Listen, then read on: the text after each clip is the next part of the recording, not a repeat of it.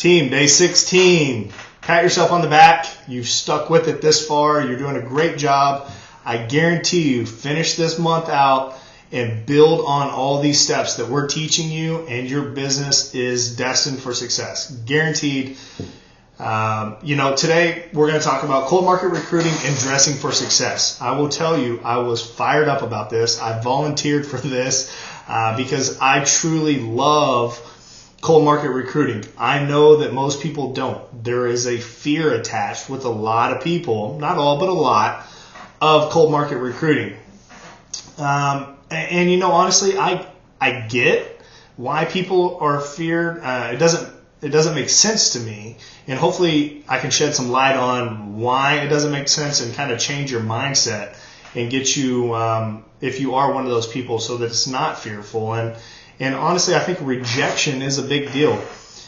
And we'll touch on that in a second. But, Kyle's video the other day, he mentioned this, and we hear it all the time that, your commitment and your belief, they're tied. They go hand in hand, right? So if your belief level's up, your commitment level's up. Well, when you believe in this product, and honestly, if you don't, you just haven't done your homework yet.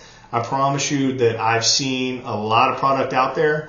I've tried almost everything on the market. We have the best. It is what it is. I'll go toe-to-toe with anybody. And, we have the evidence to prove. And end of the day, that's all you need. So with that rejection, it really doesn't even come into play. And I will tell you that I talk to people and I cold market everywhere I go. And I've talked to hundreds, if not thousands. I've talked to everybody. And I've never had somebody just give me a hard no, like I think a lot of people think that they're going to get. So I want to ease your mind and tell you that my experience, it's just not out there. Now, does that mean that it's for everybody? No, and that's okay. Honestly, you'd rather know right off the bat if it's for them or not, and really appreciate that honest feedback, because it's just saving you time. You're here to grow your business, and you don't want to waste your time if it's not for somebody. Now, and I'm talking about the business side. Obviously, we know the product's for everybody. But, cold marketing, let's just get into it. And there's so many different ways. And you honestly just have to find your way.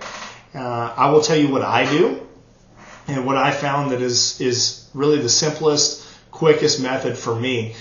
And over the last 2 years, I've really perfected me and what works for me. And, you're going to do this. I'll give you examples of the gym because, that's where I'm at every single day. When I'm not at the fire station, me and my wife, we like to go work out. So I do a lot of cold marketing there. It's a great place. It's a great meeting spot where there's a lot of people.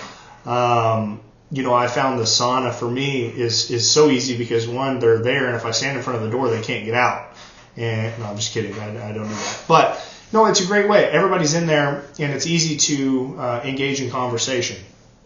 So, but these principles that I'm going to give you, they go hand in hand anywhere. I use the same thing if I was standing in line at the grocery store, if I'm out at a kid's baseball game, wherever it works. Okay, so the biggest deal, what do? My method right off the bat is to compliment. Now, really in the gym, this works really, really well. The gym's a little bit different monster because people in the gym, they typically don't want to engage in conversations unless they know you, because they're there to work out. And it's really, honestly, it's pretty rude to stop somebody. Yet if you do it correctly, it's all good. It works out. So I think that a sincere compliment is the name of the game. Right off the bat, smile on your face, give somebody a compliment, and when you go out of your way to give somebody a compliment, honestly, unless they're just the biggest jerk in the world, they're gonna be very receptive, just because it's not the norm, right? So typically I'll give them that compliment, and then I want to find out their name. Now, all I'm doing is those 2 steps. If it goes further than that, it's a bonus. But those are my goal. Compliment, which I control, getting their name, which I also control, because if I just ask them straight up, hey man, I'm Bobby, what's your name? I leave it at that, right? So there's really no room for failure because I can control both of those things. So that really just takes that whole I'm scared to talk to people. It takes it out of play, because now all we're doing is giving somebody a compliment and getting their name. Why are we getting their name?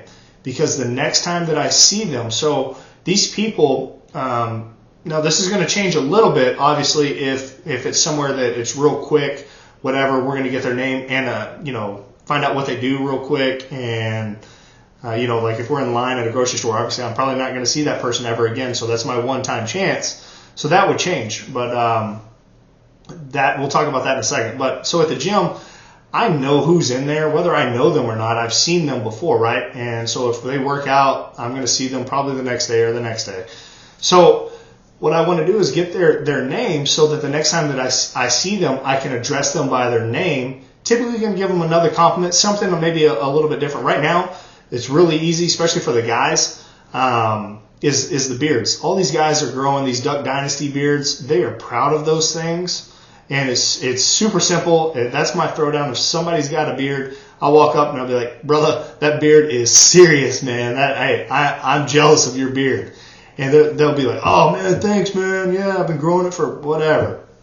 Listen, great. Yes, cool. Good beard. Yay. But what I did is I just de-escalated that. I took away the measuring contest, especially for the guys, and really opened up that line of communication. Now, if I feel like I can go further in the conversation, boom, I'm on it. Hey, man, I'm Bobby. I see you here all the time. What's your name? John. Hey, good. Hey, nice to meet you, man. Looking good, brother. Whatever.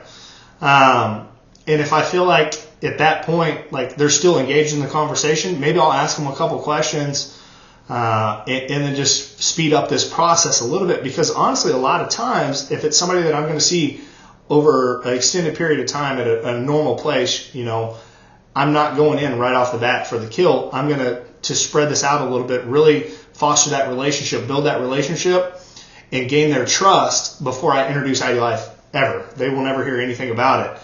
Now, let's talk about that grocery store or that one-time exposure. It's the same thing. Find something to compliment them on.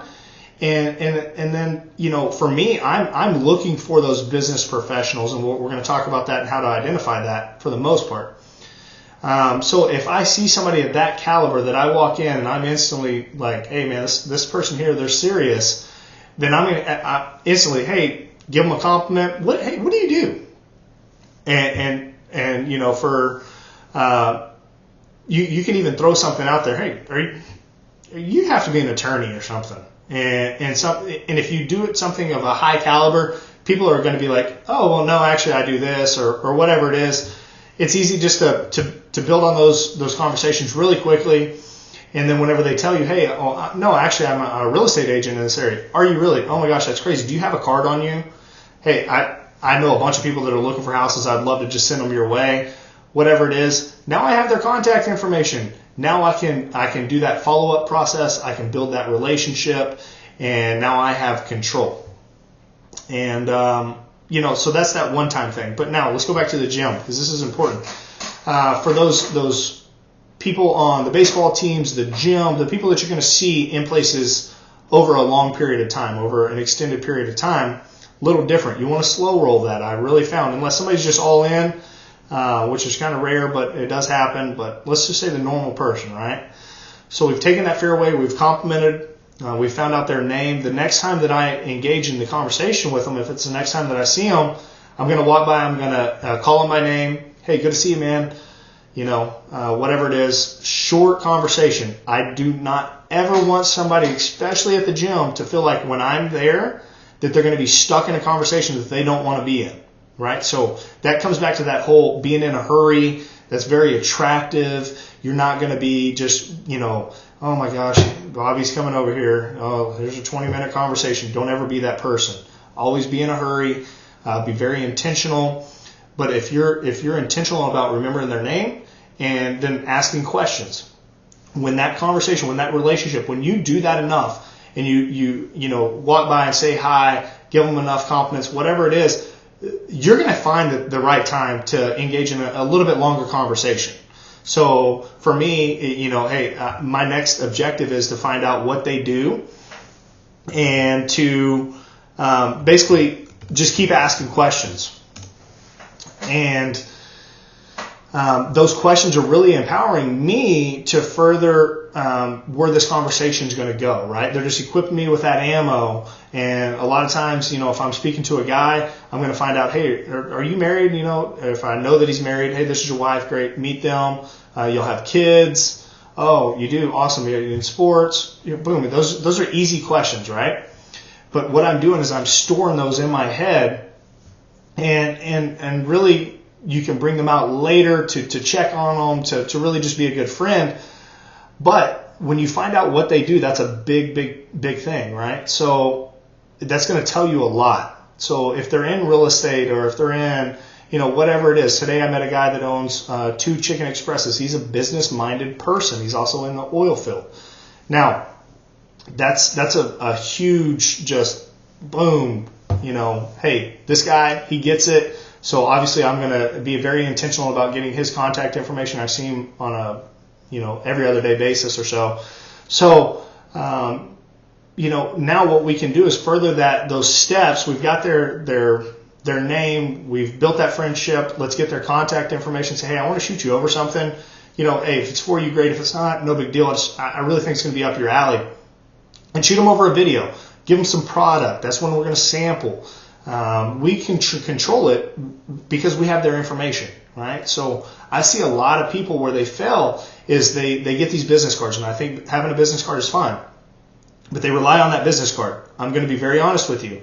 If in that process you don't get their information, yet you give them your information. Now, if you see them on a repetitive basis, you can always fix this, but I will guarantee you 99.9% of the time, I don't care if you did everything correct except for get their contact information. You gave them your business card. If you felt like, hey, they're in, they told me they're going home to sign up, hey, they're all about it. You had the best pitch. Everything was great. It's not going to happen. It's not. 99.9% of the time, it's not going to happen. Yet, you take that same conversation, you reverse it, you get their contact information, you are now in control. You increased your odds dramatically. Why? Because we know that most sales don't happen until the 7th or later contact. Now, if this person's fired up, yes, we may only have to follow up with them 1 or 2 times, and boom, they're in. We can rock and roll this process real quick. Yet, for those people that can absolutely still be a rock star, you may take 3 months. It may take checking on them, fostering that relationship, building that relationship. Yet we can do that. We can control that because we have their information. Please, please, please do yourself a favor. Always, always, always get their information. Then you can give them your information. That's fine. But you have to get their information, their phone number. Email, same thing. Yeah, that's great. I want their phone number. So just keep it simple. Don't make it awkward. I see so many people that get to this process and then they get all weirded out. It's not. You're asking for their phone number because you're going to give them the best product in the world. You have to know that. So I hope that helps. Those are a few tips. Ideally, then we're going to move on. We're going to invite them to an event. Get them some product, invite them to an event, and then go from there. So, something else to help you as I wrap up real quick. I want to touch on dressing for success. I found that honestly what it was this group of people coming over from this other company, 5 Links. When they walked in, when I saw them, immediately there was something different. They were dressed to the nines, and it made me think. And I instantly thought, I was like, man, they're business professionals. You see them, that's it. First thing you think. Well, why? I don't know them. I haven't even spoke with them. Yet when they walk in, they have that persona, that thing about them. What was how they were dressing? And then I started thinking about, well, I've seen this before. I've seen, TV shows that'll take a millionaire and put him in clothes that resemble a homeless person. Excuse me. And it's just the way people are. It's human nature. I'm not getting choked up because of the homeless person thing. I don't know why I'm getting choked up. It's probably because I'm almost done. And so, excuse me. But think about it. You know, perception is everything. And when we see somebody, you know, everybody's like, don't judge, whatever. We do it. It is what it is. So you have to know that. So the moral of my point is, if you dress the part, then people are going to perceive you to be that part. That's not being deceptive. It's not doing anything. Listen, we have ID Life. We have the tools. We have the system. Yet in this company, you are the representative. You have to be who you want to attract. I'm telling you right now, you want 8s, 9s, and 10s. You want those business professionals in your business. Those are the ones that are going to absolutely take this thing through the roof. Now, how do we attract those people? Well, the first thing is perception. Right off the bat, you have to be perceived as a business professional. You should want to be a business professional in your business. In your organization, you want to be the leader and you want to be the business professional. So whenever you walk somewhere, I don't care if you're going to get your hair cut, if you dress the part, you may find that next Logan Stout. You may walk by him, you may spark up a conversation. That may be the one. And I will guarantee you that your odds of furthering that relationship or being taken serious increase dramatically if you look the part. Trust me on that. I've done it. I do it on a regular basis, and my wife, she laughs at me. Even if I'm going to get my hair cut, a lot of times now it's a button up and a jacket. It works for me. I like it. So take that into consideration, especially if you're out and you're intentionally going to cold market. You're intentionally going to grow your business. Be the part. It really will help you. I hope this helps. Sorry, this video went a little long. Guys, give yourself a pat on the back. You're doing a great job. Stay with it. I can guarantee you, what people go, Bobby, you can't guarantee me that I'm going to succeed. No, I can. And why? Because if you don't quit and you continue to get better, you don't have to be the best today, but you're a better you tomorrow than you were today, and the same thing the day after, and the day after, and the day after, and you don't quit, you will succeed. So I hope this helps. God bless you. We love you. And man, I'm fired up. Your assignment. I hate saying that. It's not an assignment. Whatever. It is what it is.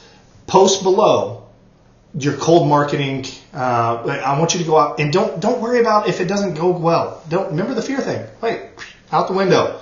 Go give somebody a compliment. Worst case scenario, even if you blow it, you gave somebody a compliment, you made them smile, you made their day better. Build on that, work on that. You will master it. You got this. See ya.